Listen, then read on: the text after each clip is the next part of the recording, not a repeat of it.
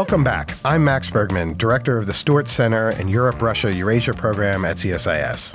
And I'm Maria Snegovaya, Senior Fellow for Russia and Eurasia. And you're listening to Russian Roulette, a podcast discussing all things Russia and Eurasia from the Center for Strategic International Studies.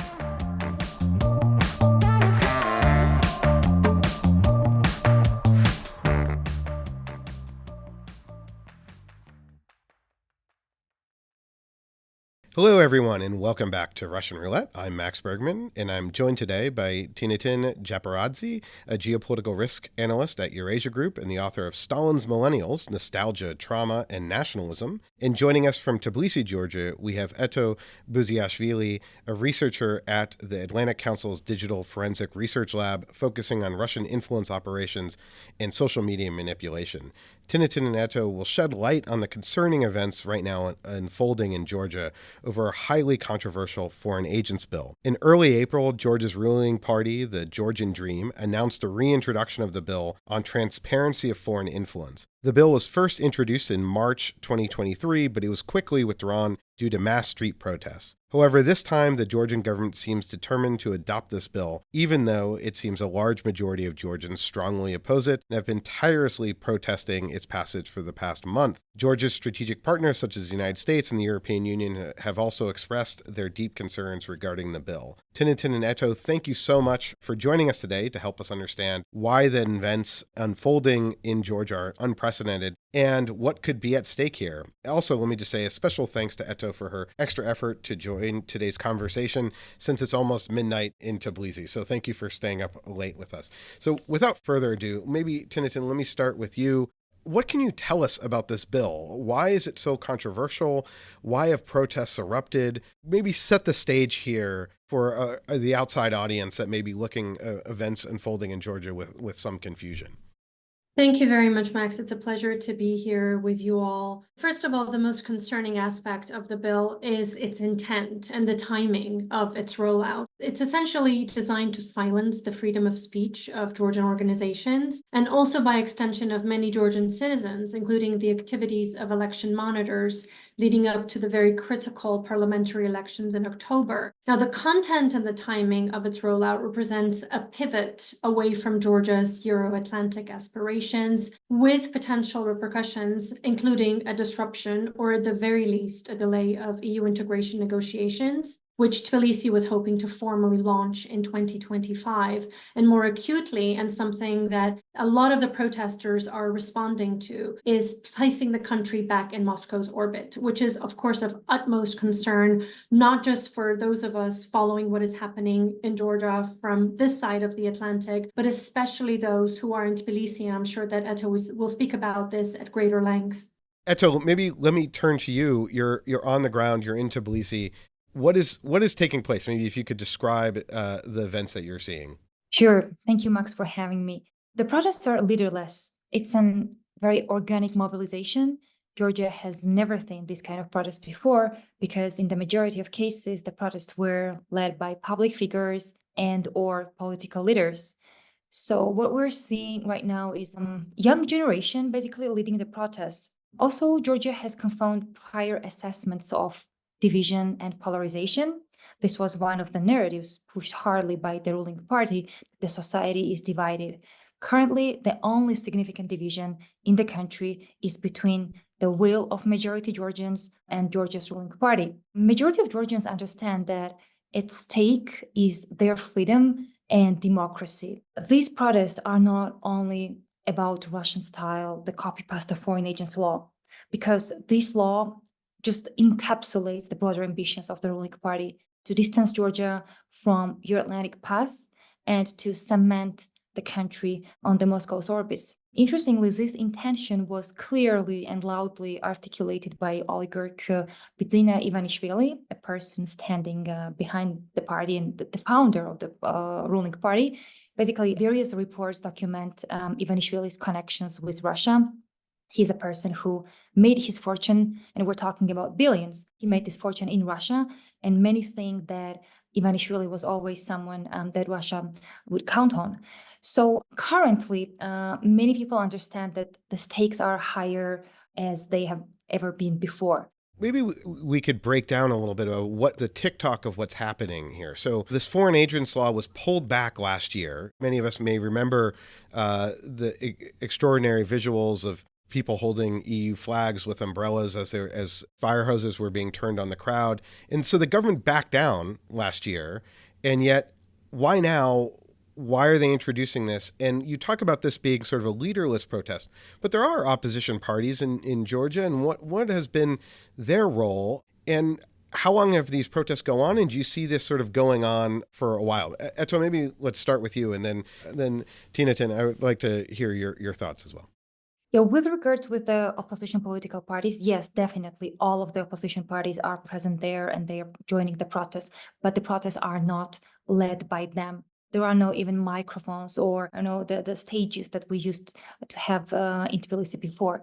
So definitely, like all of the political forces as well, the groups, representatives of NGOs, even media representatives, they are all there. Many in Georgia believe that the time has come for oligarch Buziashvili to basically show how he pays off to Russia. Just to zoom out, there's this long-standing question that many foreigners are asking Georgians. Okay, if the majority of Georgians are pro-Western, and if more than 80% of Georgians want to see their country in EU and NATO, why do you have pro-Russian government and the ruling party for already 2 terms? And I think that the answer lays back in 2012, when basically the ruling Georgian Dream tried to camouflage itself as a pro-Western, pro-democracy party. It was not that much evident for many Georgians in the first term of their rule. And it became more evident in the second term when people saw more repressions, crackdown on media managers were in prison. People saw human rights violations, and they saw how gradually the judiciary was captured. There were also 4 judges sanctioned by the US for the significant corruption 2 years ago. That this was the first time that the US sanctioned Georgian individuals. So they saw that corruption was increasing. They saw that, I would highlight that situation has changed dramatically after Russia's reinvasion of Ukraine in February 2022. For those were openly pro-Kremlin political parties and far-right groups that were very much loud in their pro-Kremlin stance and the demonization of the West. Following the 2022 year, this role was taken by the ruling Georgian Dream Party. So they became the main actor who basically started demonization of the West, accusing them of, plotting the violent overthrow of the government, accusing them of wanting to drag Georgia into war. So people saw this clearly.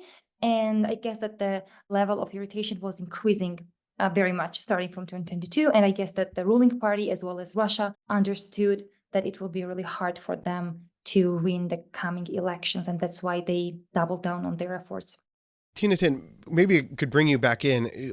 Curious if you're fully aligned with Eto's view on this, or anything you want to add there on kind of the origins, on why now, and also where do you think these protests may be headed? Are they continuing to pick up steam, or is the crackdown starting to have an effect?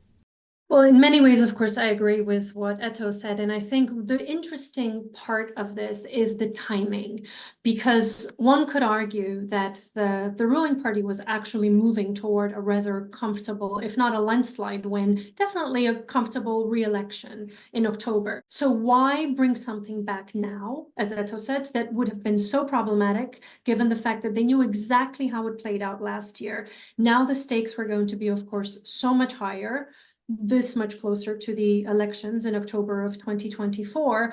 So that was a rather illogical move, one could argue. I personally look at it as more of a preventative move, just to ensure that the Georgian Dream would try to minimize any pushback from anywhere, any exploitation of any shortcomings on their part.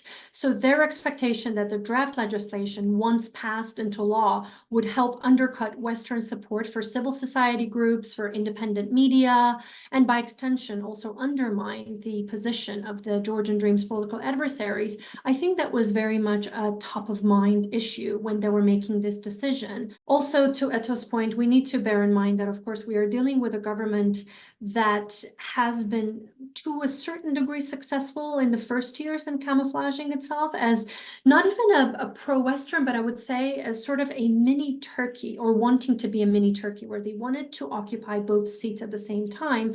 And they did an arguably good job for quite a while in being able to provide some evidence to the West, even though it may have been shaky at times, that they were going to be pro-Western, but at the same time, they were trying to be what they often called themselves as pragmatic. So they wanted to be pragmatic toward Russia, or so they said, in terms of their multi-vectored foreign policy. And at the same time, they understood that, of course, the majority, the absolute majority of the Georgian population wanted to see itself as part of the European family. They wanted to be part of the European Union down the line, and they had these aspirations. So for the Georgian Dream to have gone against that will of the public was, of course, going to be essentially them shooting themselves in the foot.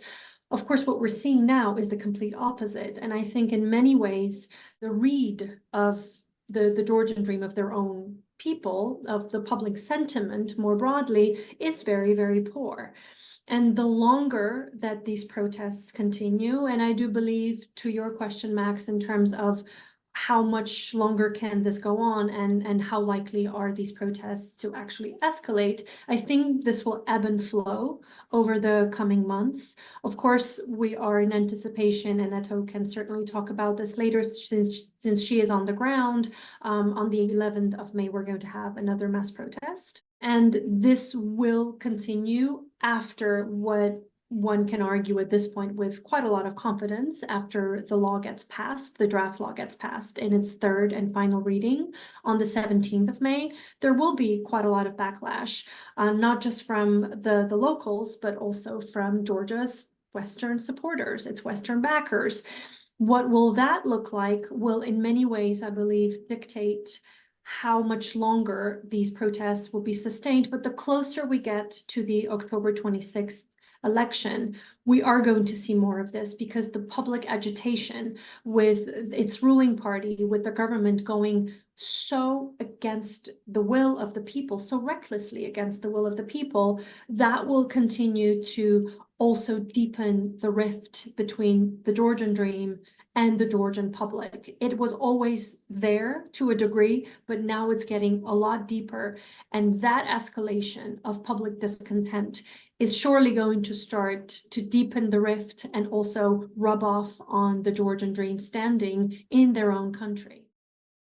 Eto, maybe could bring you back in. Could you talk a little bit about the scope of these protests? Now, have these protests been sort of isolated to the capital, Tbilisi? We've seen in other cases, not as, I think, severe as this, but in Hungary, for instance, a lot of protests in Budapest, maybe not so much in other parts of the country. Have these been nationwide, or have these been isolated to Tbilisi? And do you see a groundswell for the protests to expand maybe further than where they've been so far? Just before I answer that question, I really want to briefly elaborate on what Tinatin said on the timing. We should have in mind that summer is a favorite season of authoritarian rulers and dictators for their wrongdoings at home and abroad. And we're also seeing this in Georgia as well. Basically, the speech that I mentioned that was delivered by an oligarch a week ago, he basically highlighted that he needs this 3 months, 4 months period before October elections, so that he can exhaust civil society. There are no election watchdogs or other organizations left in Georgia, and they cannot observe elections. And basically, he's free in capturing elections. To go back to the protests are definitely increasing in scale. If before it was only capital Tbilisi, then many people from various Georgian cities like Batumi or Kutaisi and other border regions joined Tbilisi. This was partially because in the first couple of days, we saw how the protests were dispersed using unproportional force and basically very brutal suppression. We saw tear gas deployed, pepper spray, water cannon, as well as reports and images of the rubber bullets being used by peaceful protesters. They were basically doing nothing, just standing, but all of these were used against them, and this triggered more reaction from the regions of the Georgia. Interestingly, these were not only the tactics employed by the ruling party to disperse protests. Things have been developing quickly over past 2-3 weeks, but the last couple of days, they progressed at an unimaginable speed. We saw the several new also used tactics. For example, the tactics that I'm going to mention now is exclusive know-how of ruling Georgian Dream Party. It's been already 2 days that hundreds or even thousands of people from non-governmental organizations, media, activists, as well as their families, they are receiving calls from on their cell phones from foreign cell numbers with insults and threats. A voice in Georgian language is telling them that they know where they live, they know what they're doing online, and they are assaulting them, and they are basically telling that they will be physically attacked at their houses. Then another tactic that we are seeing lately is that increasing number of physical attacks are already happening, not only during the protests, but in the streets and at the houses of various representatives of civil society in the daylight. We're seeing the employment of titushki directly from the Kremlin playbook. And for those who do not know the term, this term was coined during Ukraine's Euromaidan revolution in 2014 to describe a group of unidentified propagators who incited violence to facilitate arrest of protesters. But back then, titushkis were used during the protests. Now, these people dressed in black, in balaclavas, they are going to the houses of the civil society and basically beating them. We had prominent case of beating teacher, the head of NGO, the media representatives. Couple of journalists identified these titushki as working for private security firms connected with the State Security Service of Georgia. Then the latest development that happened today, and another tactic, is that the ruling party did not even wait for the passage of the Russian-style law on foreign agents. It's already operational starting from today, because the chair of the parliament announced the creation of the so-called database or registry, kind of an enemy or blacklist, where they are going to put the individuals critical of the government and undesirable to them. I mean, basically the copy-paste registries from the Russia. And last but not least, following this statement, there started to appear Telegram channels, anonymous ones, that are leaking personal information like photos, addresses, phone numbers of representatives of civil society, and basically calling on people to assault them. Let me ask both of you, what are the implications with this law should it pass? Eto, you were starting to get into that, but for both of you, actually, both of you are from Georgia. Eto, you work for the Atlantic Council, a civil society organization. Tinatin, you work for a major company. What are your concerns, just personally? Do you have concerns personally about what would happen if this law passes? And Tinatin, maybe I'll start with you. Well, Max, I think, first of all, we cannot ignore the fact that much like this law that is currently in the works is very much Russia inspired, if not perhaps Russia dictated more directly. It's certainly going to be a very negative Soviet legacy that it brings back to mind in terms of foreign agents, because foreign agents as a Soviet legacy are very much portrayed, not just publicly, but also just psychologically used as a weapon, in terms of saying that if you are a foreign agent, you are therefore a traitor. And many of us that are doing our jobs in terms of covering what is happening in the country, even myself being geographically removed from Georgia, but being a Georgia analyst, this is extremely concerning.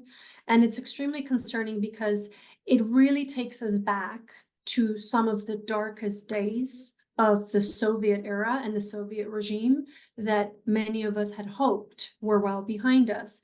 We, of course, saw Russia bring it back in many ways directly vis-a-vis the foreign agent law in 2012, when the State Duma adopted a very similar, if not in many ways an identical law in Russia. And we know what happened after that. It is not just the fact that the foreign agent law, or whatever we want to call it, obviously the government has changed the wording quite a bit to take out the foreign agent portion, but of course, we all know that that is ultimately what we are talking about here. The hope was that for some that, oh, it would just be a one-off thing and then everything would go back to normal. But of course, we know that that is not the case. This is going to, in many ways, be the first in many very concerning steps that the Georgian Dream tries to take as it gets close to the elections, and also if and when they get elected, then we are going to be looking at a very different Georgian Dream and a very different Georgia, because all of the masks will be off by then. They already started coming off with Tinatin Japaridze's speech that Eto talked about.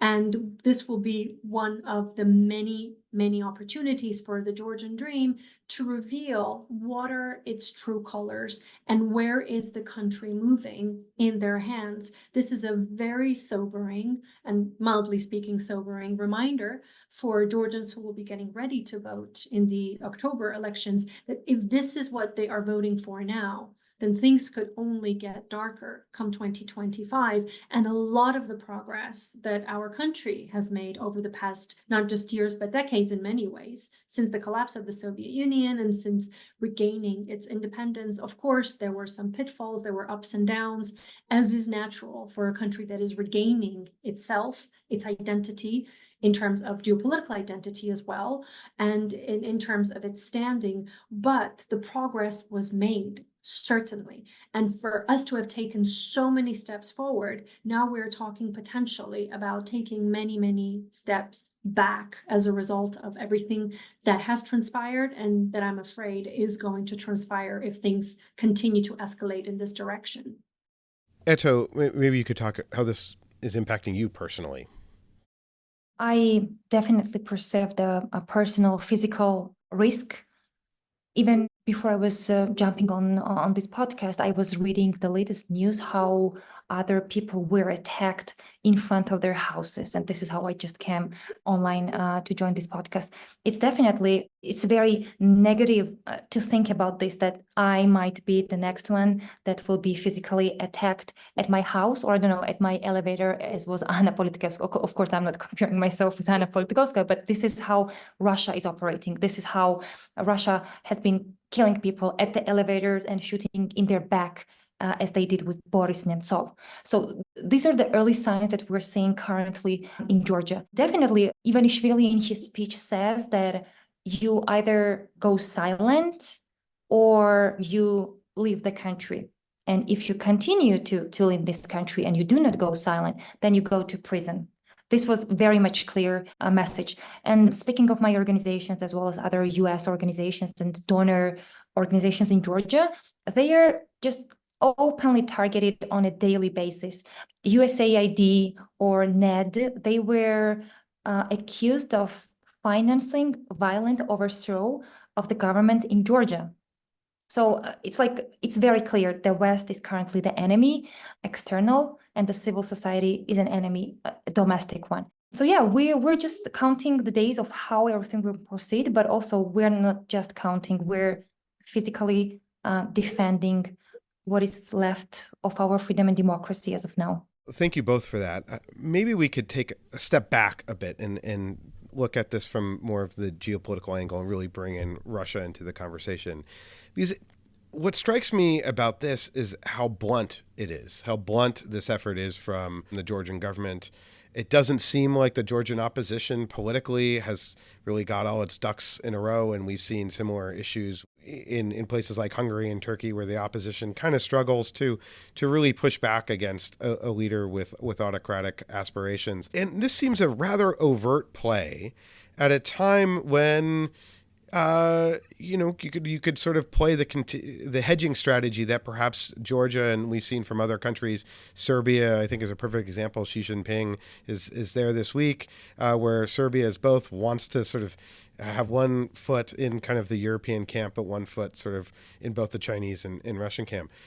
This seems like going really picking a side here, and I'm curious how you see this move strategically. Is this a case of Russia saying you're with us or against us? We have troops obviously occupying parts of Georgia. The war's not going well for Ukraine. It's time to pick a side. Or is this just really driven by a kind of domestic focus that now's the time to actually to consolidate power? How do you all perceive of this? And Tinatin, maybe I'll start with you. Well, I think we need to take a step back, as you said, Max, and really think about where were things even a couple of years ago.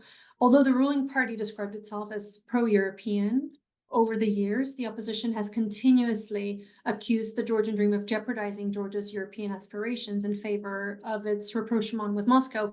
And I think that is actually very accurate. But more than just coining the Georgian Dream as a pro-Russian party, I think it is also in many ways very much pro itself, and whatever it can do to stay in power for as long as possible, it will side with whomever will help it to stay in power. Yes, Moscow has a lot of influence and a lot of opportunities and a lot of great capability to be able to exert quite a bit of pressure on Tbilisi through Bidzina Ivanishvili, and I'm sure other contacts that have been made between the ruling party and the Kremlin over the past few years in particular. And we have seen ample examples of this as of the last few years. But the biggest concern here is that there is no way that we can actually be able to look at Georgia's multi-vectored foreign policy, which is what the Georgian Dream is trying to sell to the public at home for domestic consumption, as we are trying to diversify our options. Well, this is certainly not going to help Georgia diversify its options, because for very understandable reasons, the new rapprochement with Moscow, and not just through this foreign agent bill, let's just put this bill aside, what we have seen over the last couple of years, resuming flights, the visa-free regime with Moscow and all the rest of it, all of these efforts, it's every single brick that is being added to the Russia wall, but every single one of these bricks are being borrowed from the other very important building that was coming up in front of our eyes, and that was the relationship between Tbilisi, Brussels, and Washington.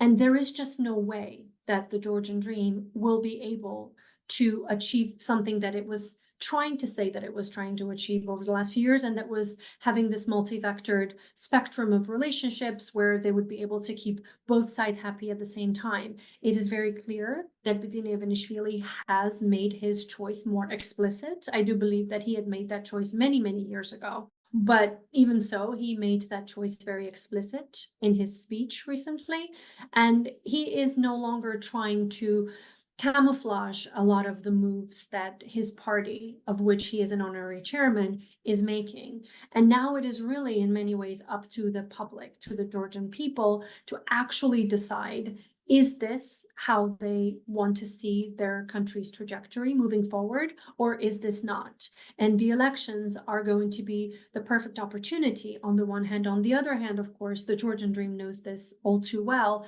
And that is why I think we are going to see a lot of efforts to not just rig the election results and the process, but everything leading up to the process. And that is why a lot of the critical work that is being done in terms of trying to debunk a lot of the myths that will be sold. One of the myths was, of course, the fact that, well, the fact in quotes, of course, by the Georgian Dream's statement not too long ago, when they said that actually we don't quite understand why this bill is such a problem, because an identical one was not a problem in the United States. And I'm talking here about FARA, which of course has absolutely nothing in common other than perhaps the words foreign and agent, and even those words have been taken out of the current variant of the Georgian Dream's current bill that is in discussion by the parliament. So to actually say that FARA is exactly what the Georgian Dream is doing here with this new draft law is like saying that black is white and white is black. No, absolutely not.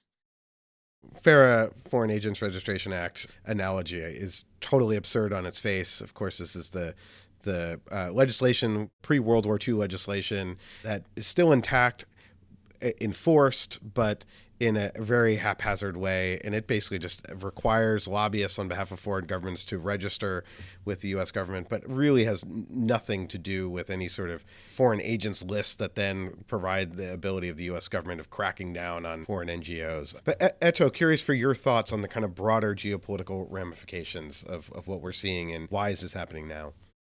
Sure. Before I go to the broader geopolitical assessment, I really want to highlight that US introduced another set of sanctions for Georgian individual, specifically to a person very close to oligarch Tinatin Japaridze and the former prosecutor general during Georgian Dream rule, Otar Partshaladze. And the reason for introducing these sanctions was that, according to the US, this person was working with the FSB, Russian intelligence service, and for the FSB to sway Georgian public opinion and the country in general towards Russia. So this is the level of infiltration that we're talking about. And this person is one of the trustworthy persons for oligarch. He had direct access to the oligarch, and his circle is not that much big. So this really gives us a really nice understanding of what's really happening in this country. And to zoom out a bit, I would say that following the Russia's reinvasion of Ukraine in 2022, things have changed for Georgia because Russia was searching for allies on the international arena. It's a period when the West is imposing sanctions, in Russia is very fairly demonized, isolated, etc. And it's a period when Russia is looking towards so-called global South, searching for a new partnership on African continent and then in Latin America. And then it's period when it's period when Russia also looks towards Georgia and basically said that we have invested here, now it's time to pay off, and now we need you. During those periods, there were many reports that certain segments in Georgia were helping Russia to bypass sanctions. These reports were produced by international media. There was also a hearing in the US on this particular case, as well as Michael McFaul, a US former ambassador to Ukraine, who's now heading the group of people who are working on sanctions. He also stated a year ago that there are evidences that the Georgian individuals are involved in all of these wrongdoings. The foreign agents law was not only introduced in Georgia lately, in Kazakhstan, in Slovakia, and I think in other two countries, these laws are pushed by the ruling parties. It means that it's like Russia's broader effort to mark its so-called influence territory in the neighborhood and basically signal the West that if you are helping Ukraine, these countries are basically staying on my orbit. And I would not say that Georgia is dragging closer to Russia. I would say that there is already significant Russian influence in Georgia. And what we're currently seeing is that ruling party is attempting to cement this influence. Can I maybe ask, in 2008, obviously Russia invaded Georgia. Russia is occupying parts of Georgia presently, South Ossetia, Abkhazia. There are Russian forces not that far from Tbilisi itself. It strikes me as a little confusing of why I would think that the Russian invasion would have really hardened Georgian attitudes toward Russia in a very negative way. Is that not the case, or has sort of time kind of eased some of the tension or animosity that may have built up in 2008? This is a very good question.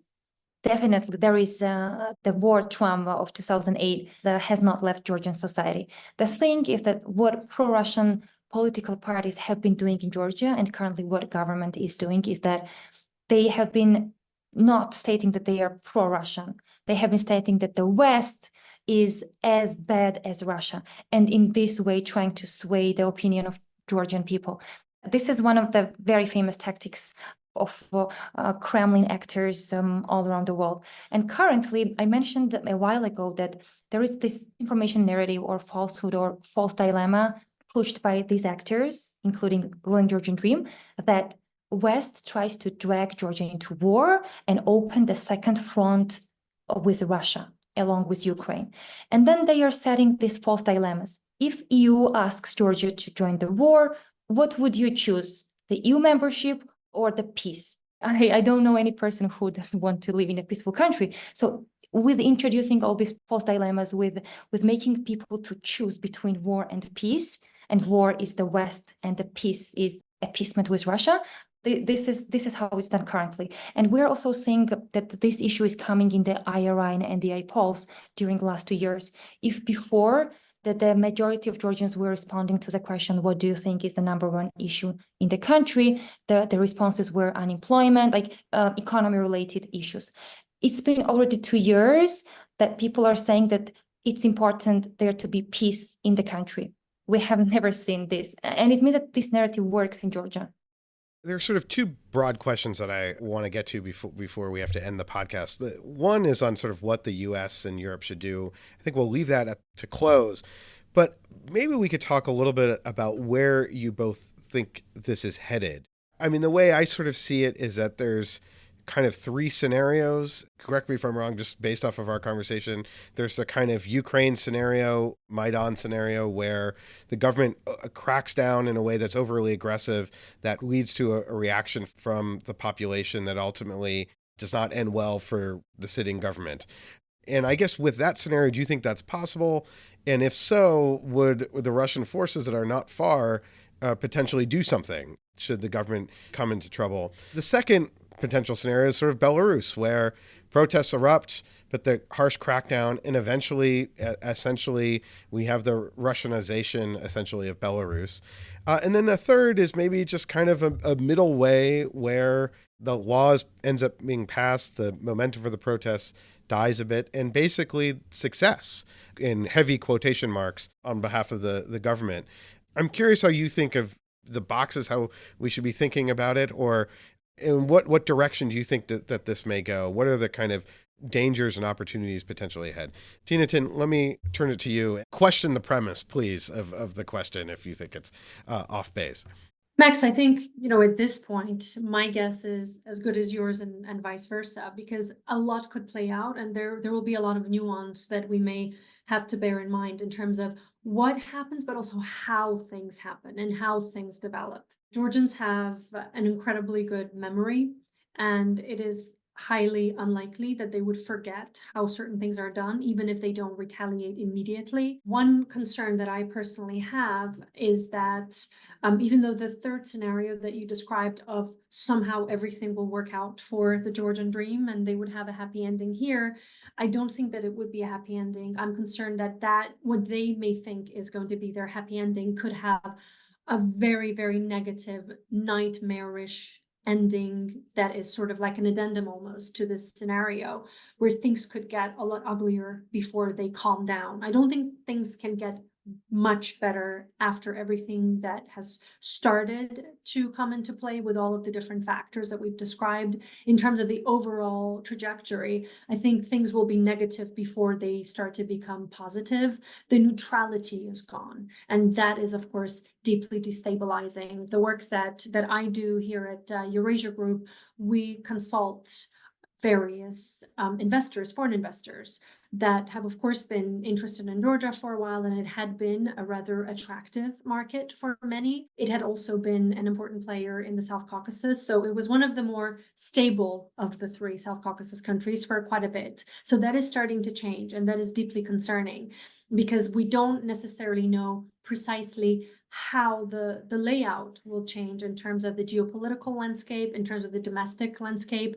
And from where I'm looking at the situation unfold from DC, from the perspective of Western investors, this is right now extremely jarring and extremely concerning. It is not so much whether or not it's going to be the Georgian Dream that is in power, or if the opposition manages to put its act together and they manage to get re-elected after many years of not being in power, and that somehow that would necessarily be a great scenario, a happy ending for foreign investors.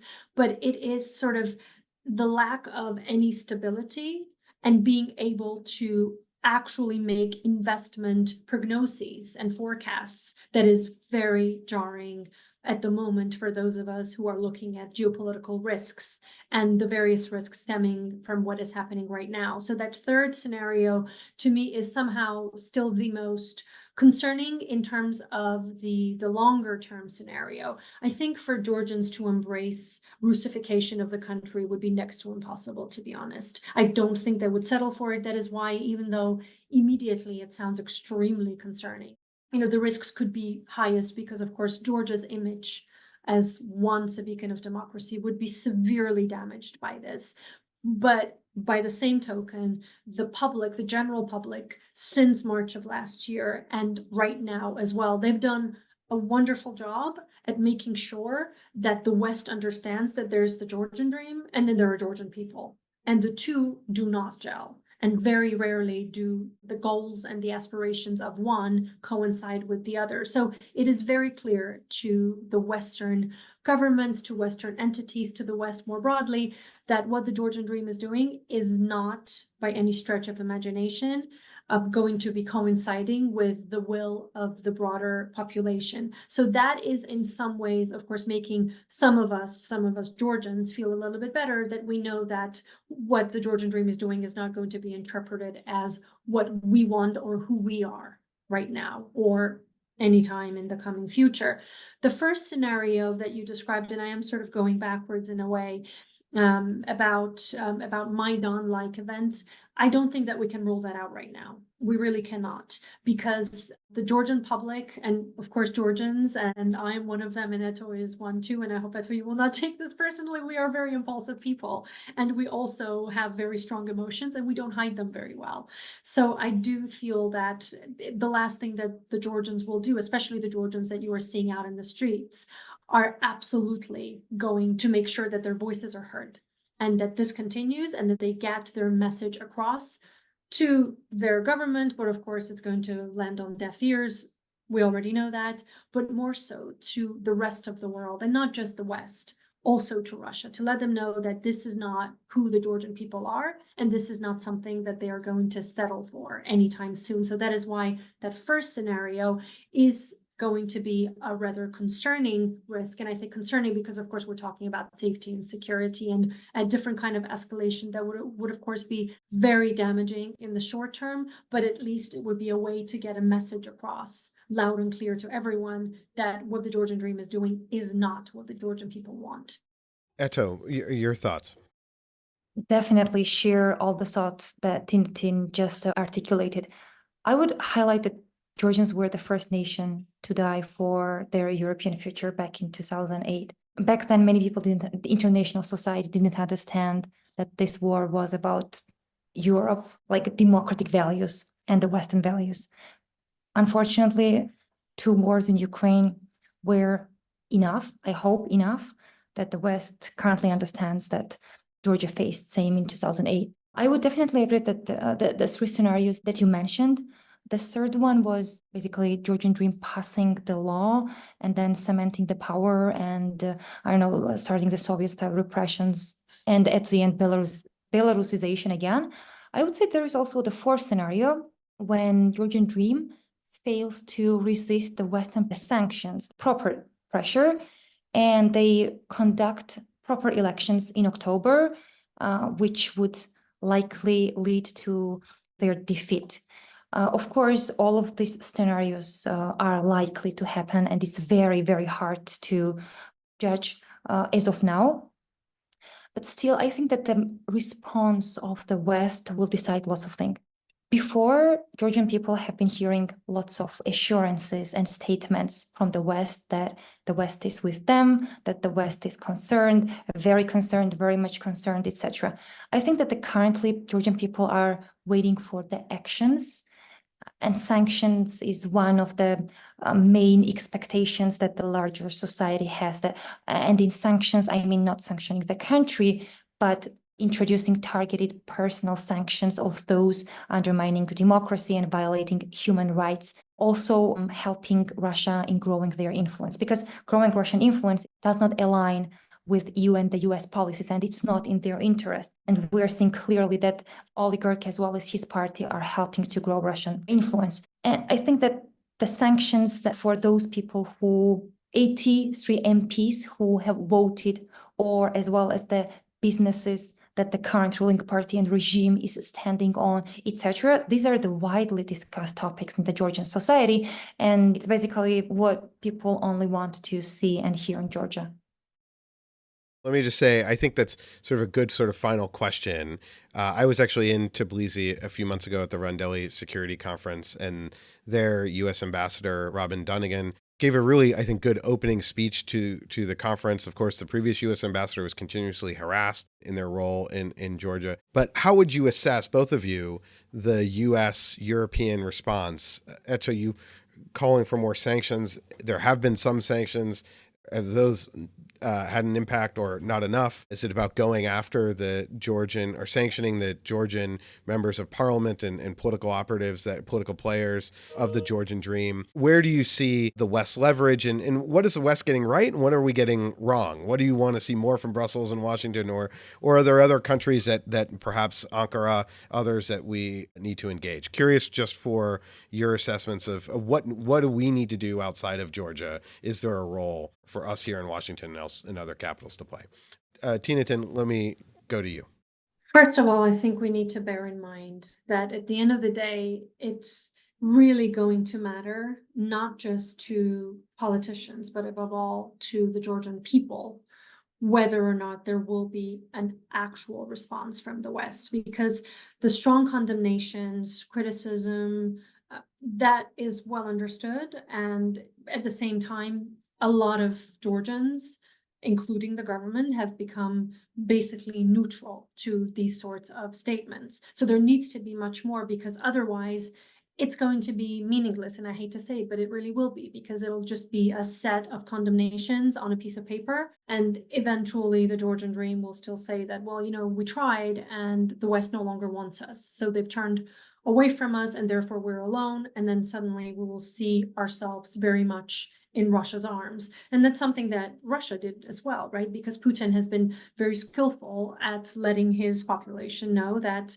because the West does not want them, they basically have to side with him. Those who were undecided of whether or not they were in the Kremlin's camp, they then felt more emboldened by the sheer lack of any other options. And that is one of the ways that they bought into this Kremlin narrative. So we certainly don't want to see that happen in Georgia. What Brussels did very well, I thought, was at the end of last year, when Georgia was granted the EU candidacy, they were very clear in their statements. They were extremely explicit for diplomats to let Georgians know that this is something that the public earned, the Georgian people, but certainly not the Georgian government in its current form. And I think the other side, the flip side of the coin, in terms of any possible sanctions, my hope is that the sanctions are targeted, as Eto was saying, rather than broad sanctions on the Georgian people or any economic sanctions, because the country in its current state simply will not be able to survive it. And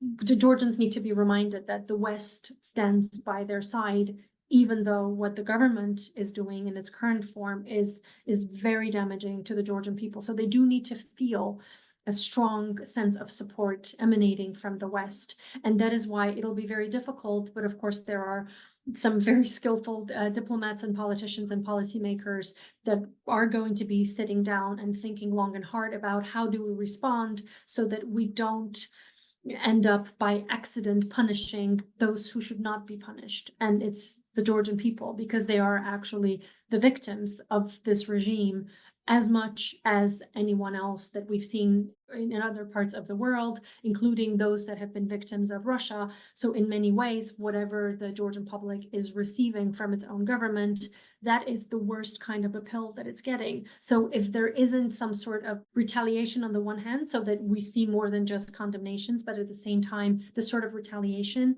that limits any negative repercussions for the Georgian people, I think that would be the best way forward, but certainly much more than just words of criticism, because of course what we're going to see is ultimately a Georgian Dream that gets away with this again. Eto, over to you for your thoughts on this and your closing thoughts on the situation. I definitely agree with Tinatin that the West has mentioned it clearly that those were Georgian people who deserve the path towards your Atlantic family. And of course, people should not be punished. They are the ones who are doing their homework at street right now. defending all those values. There are individuals that the regime is standing on currently. These individuals are those 83 MPs who are voting for this law. These individuals are the businessmen, the representatives of judiciary. These people have lots of things to lose if they are sanctioned, because their children are studying in the Western countries. Their assets are located in the Western countries, same as Russia, because you don't have the rule of law and you have mafia state inside. And that's why you need to save your asset outside, because outside there is a rule of law. Same goes with Georgia. So these people have too much to lose if they are sanctioned. I would say that this clear indication that they will be paying costs if they do continue to help the regime will have some positive effect in stopping, not preventing, but stopping all of this. Well, I want to thank you both so much. This has been incredibly informative conversation for me, and I think for our listeners. I think I can safely say that we're all thinking about Georgia and Eto.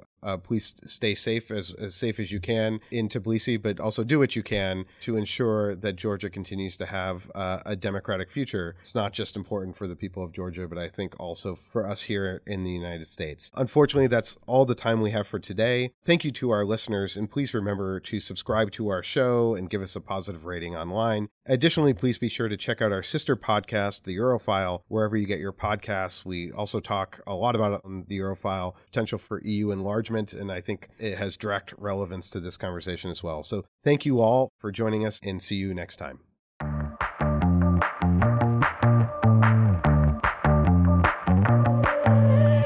You've been listening to Russian Roulette. We hope you enjoyed this episode and tune in again soon. Russian Roulette releases new episodes every 2 weeks on Thursdays and is available wherever you get your podcasts. So please subscribe and share our episodes online.